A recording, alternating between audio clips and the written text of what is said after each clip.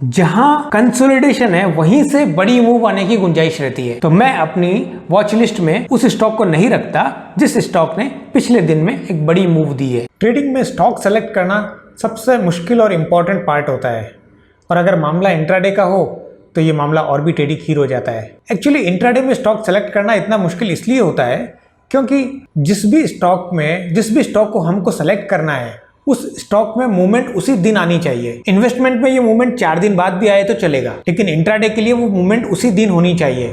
Stock selection के दौरान आने वाली इन्हीं प्रॉब्लम्स को हमने आज के वीडियो में सॉल्व करने की कोशिश की है। तो चलिए शुरू करते हैं। मेरा नाम है अश्विनी शर्मा और आप सभी का स्वागत है मेरे यूट्यूब चैनल के ऊपर। आगे बढ़ने से पहले अगर आप इस चैनल के ऊपर नए हैं तो चैनल को सब्सक्राइब कीजिए, और अगर ये वीडियो आपको अच्छा लगता है तो वीडियो को लाइक कीजिए और इस तरीके की वीडियो अपने दोस्तों के साथ भी शेयर कीजिए ताकि उन्हें भी इस तरीके की नॉलेज मिलती रहे। तो सबसे पहला पॉइंट, हम जिन भी स्टॉक को हमारी वॉच लिस्ट में, इंट्राडे की वॉच लिस्ट में डालते हैं वो स्टॉक इन न्यूज होने चाहिए। और ये स्टॉक इन न्यूज मतलब उन स्टॉक के बारे में बाजार में चर्चा होनी चाहिए। और वो चर्चा कैसे पता कर सकते हैं हम? कुछ फाइनेंशियल जो वेबसाइट्स हैं जैसे मनी कंट्रोल हुई, बिजनेस स्टैंडर्ड हुई, इकोनॉमिक टाइम्स हुई, ये सब अपने कुछ डेली अपडेट्स देते हैं मॉर्निंग में। और उन मॉर्निंग में अपडेट्स के बेसिस के ऊपर, मतलब पिछले दिन जहां मार्केट क्लोज हुआ वहां से लेकर के जब मार्केट सुबह 9:15 बजे खुल रहा है वहां तक जो भी न्यूज आई है, न्यूज फ्लो हुआ है, उनके बेसिस पे उन स्टॉक्स को वो छांटते हैं। और वो स्टॉक अगर हम हमारी वॉच लिस्ट में रखेंगे तो उनमें मूवमेंट आने की गुंजाइश सबसे ज्यादा रहती है। इसी सिलेक्शन क्राइटेरिया के अंदर दूसरा पॉइंट है, हमें वो स्टॉक लेने चाहिए जिनका ट्रेंड इंडेक्स के साथ है। मतलब अगर इंडेक्स पॉजिटिव डायरेक्शन में जा रहा है और स्टॉक भी पॉजिटिव डायरेक्शन में जा रहा है, हमको वो स्टॉक नहीं लेने हैं जो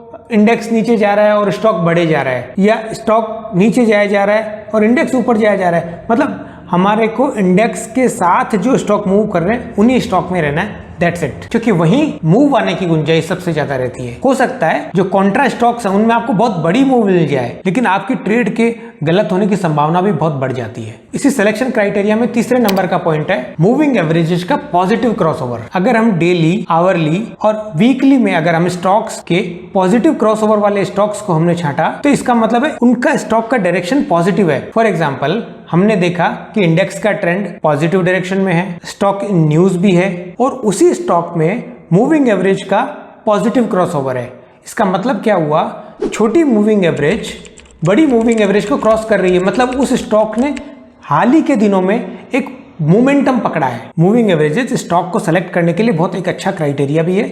इसलिए मूविंग एवरेज का जहां पॉजिटिव क्रॉसओवर है, जहां स्टॉक इन न्यूज है और स्टॉक का ट्रेंड इंडेक्स के साथ है, ऊपर की 3 कंडीशन फुलफिल होने के बाद चौथी और सबसे इंपॉर्टेंट कंडीशन है कि प्राइस ने पिछले दिन में एक बहुत बड़ी मूव नहीं दिखाई हो, प्राइस कंसोलिडेट किया हो। जहां कंसोलिडेशन है वहीं से बड़ी मूव आने की गुंजाइश रहती है। हो सकता है जहां पिछले दिन में अच्छी मूव दी है वो स्टॉक आज भी परफॉर्म कर जाए, लेकिन उसके परफॉर्म करने के चांसेस जिसने नहीं किया उससे ज्यादा रहते हैं। तो मैं अपनी वॉच लिस्ट में उस स्टॉक को नहीं रखता जिस स्टॉक ने पिछले दिन में एक बड़ी मूव दी है। अब कैंडलस्टिक चार्ट पैटर्न में जिन स्टॉक्स ने पिछले दिनों में कंसोलिडेट किया है उन स्टॉक को पकड़ने के लिए एक नैरो रेंज और इनसाइड कैंडल का बहुत ही अच्छा कॉन्सेप्ट है। इसी नैरो रेंज के कॉन्सेप्ट से NR5 और NR7 नाम के 2 कैंडलस्टिक चार्ट में पैटर्न क्रिएट हुए। बेसिकली NR5 और NR7 का मतलब क्या है? नैरो रेंज इन 5 डेज और नैरो रेंज इन 7 डेज। मतलब एक मास्टर कैंडल बनी है,